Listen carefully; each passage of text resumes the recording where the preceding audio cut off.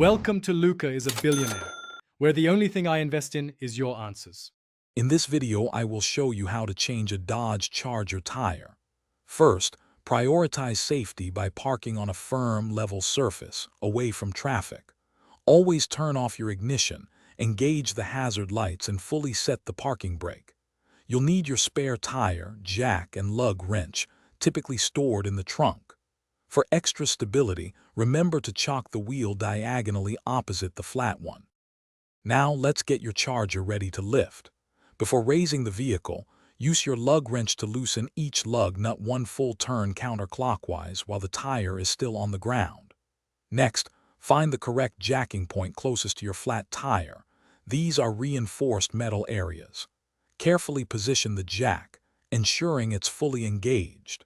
Then, slowly raise the vehicle just enough for the flat tire to clear the ground, maintaining maximum stability. With your Charger lifted, it's time to remove the flat tire.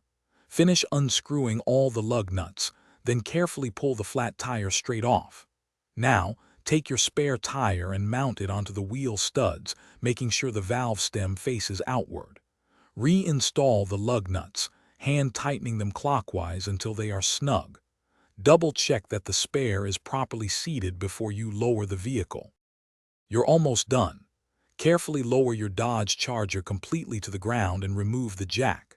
Now, using your lug wrench, firmly tighten all the lug nuts in a star pattern, repeating the sequence twice for security. While specific torque varies, aim for 100 to 130 foot-pounds, always consulting your owner's manual. Finally, have the tire pressure checked and lug nuts retorqued by a professional after driving 50 to 100 miles. Thanks for watching and please subscribe. It's the best investment you'll ever make.